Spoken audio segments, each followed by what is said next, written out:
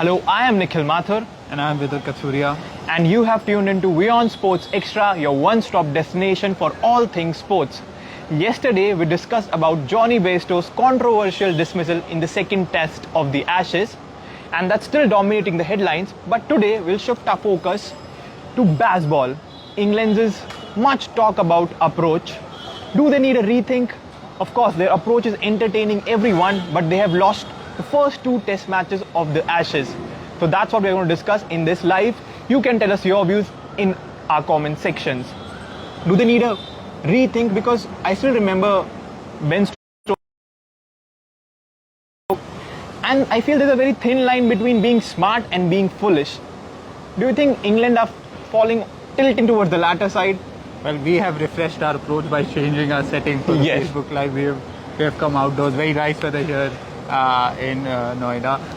But coming back to your question, the important thing to remember is this past 1 year, when this whole bazball approach that they took, they were winning test matches. Yeah. They only lost, I think, two out of 11 before the Ashes. Yeah. But now they've lost two back-to-back. And this was their biggest test against Australia, World Test Champions.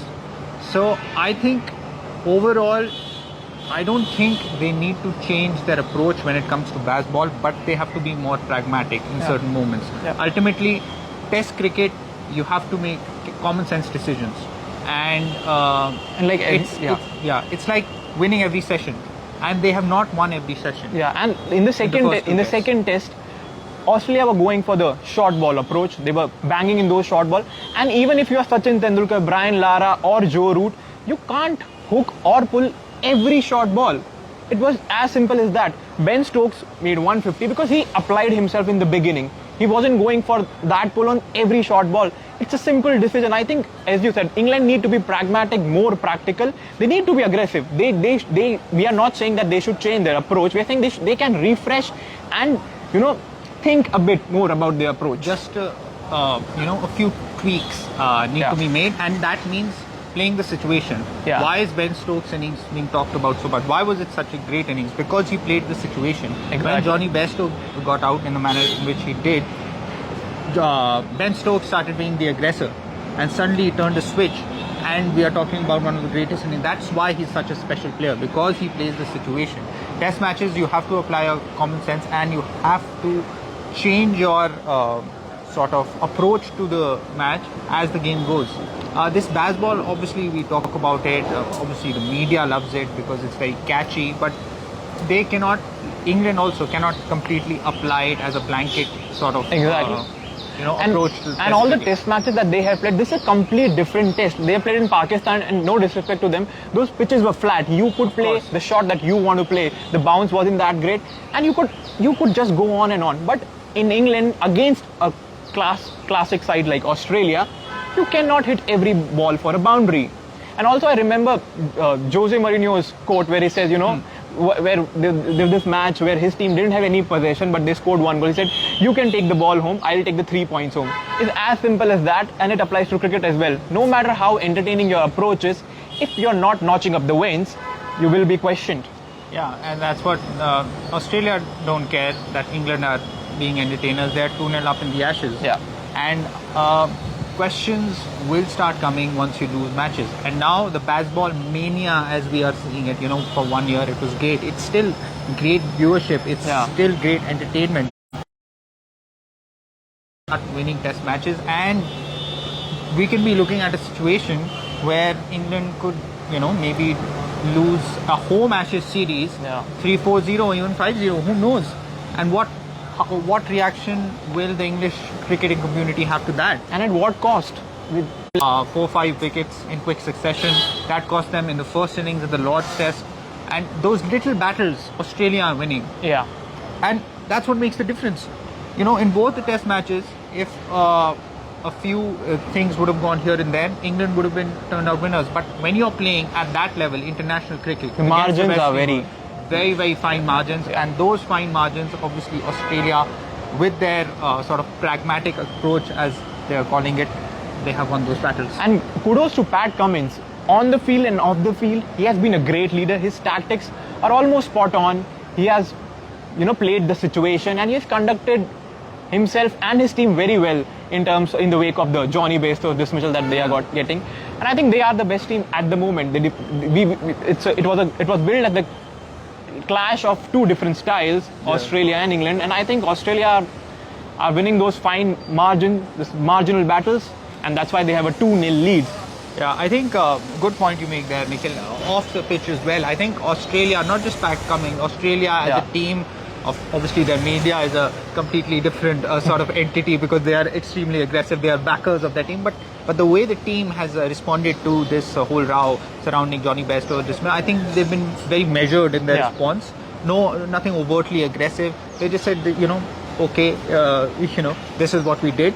We didn't appeal, we didn't withdraw the appeal, and we're entitled to do so. And it's well within the laws of the game. They haven't sort of blown it out of proportion, which they could have, being 2-0 up in the series, having full confidence. But they have been very restrained in their sort of response to the whole row, which is credit to them. And I think they're full of confidence. The way they have approached this series, they have full confidence in themselves, being World Test champions.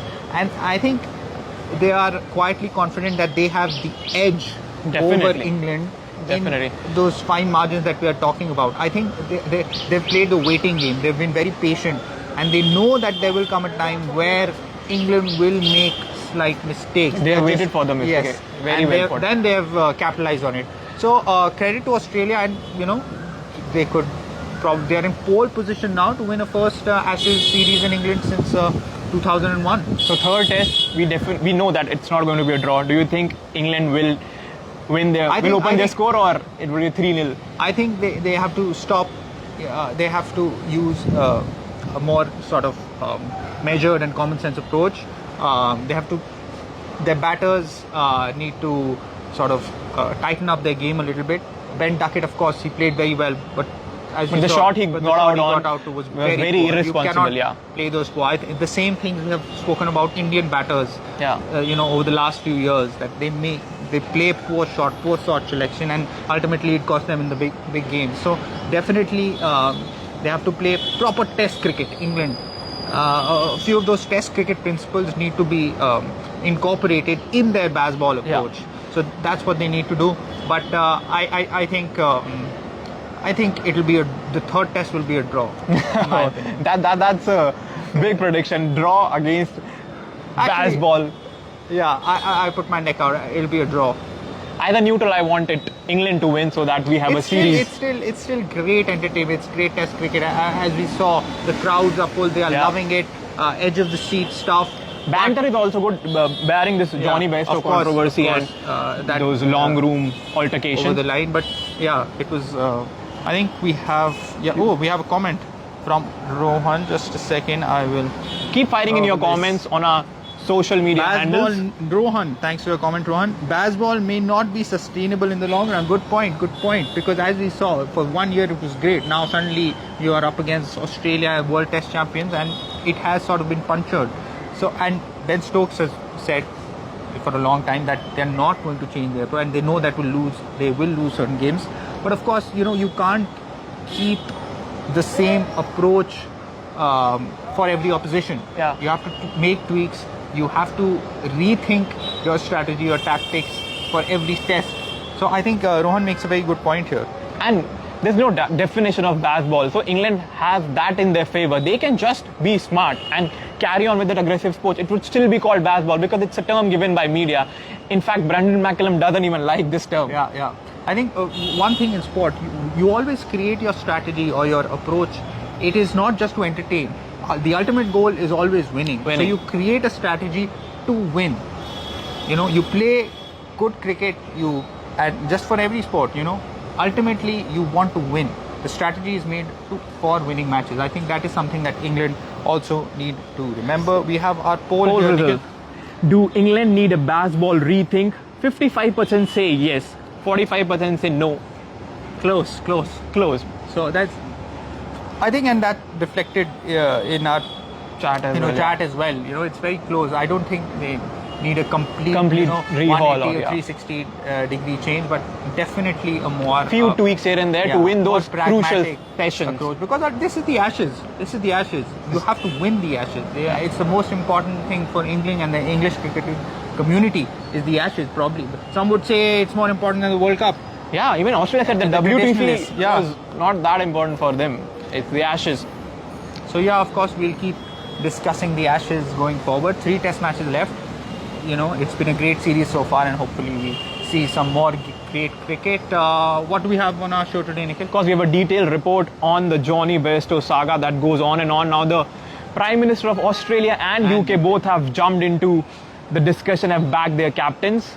And I think this always happens in the Ashes. It becomes slightly political, The Bodyline series. The Bodyline series reference, and the heads of government also get involved, because it's not just... the stakes are too high. Yes, this is not just a contest between bat and ball. Exactly. You're representing the two countries, and it means so much to both England and Australia that so many, the media, the political sort of structure, everyone gets involved. So yeah, you'll see that report on our show. And Steven Gerrard is heading to Saudi Arabia. Saudi Arabia, it's a U-turn. Just a few days back, it seemed like he wasn't interested in the job. He has now been named manager of Al Ittifaq. They are not one of the clubs who are owned by the Saudi state fund, the public investment fund, but that doesn't mean they don't have money. They apparently are going to put in millions to buy superstars of the game, and they have been linked with Gerrard's former teammates, Jordan Henderson, Philippe Coutinho, even Alvaro Morata, the Spain forward, has been Spain captain. Yes, he has been linked to a move to Ittifaq. So yeah. And of course, the Wimbledon is underway. No more except Coco Gauff, number 7 seed being knocked out on the first day. Yeah, that's a big surprise. She always seems to reach the latter stages of Grand Slams, and this is where she made her name against Venus Williams. She reached the 4th round as a 15-year-old, if I'm not wrong. So yeah, shock in the first round of Wimbledon. Of course, we'll have more results. We have Djokovic's result. He is to Swiatek, also impressed in the first round. So all those results and much more on our show at 6:30 p.m. IST, WION World of Sport. Please do tune in.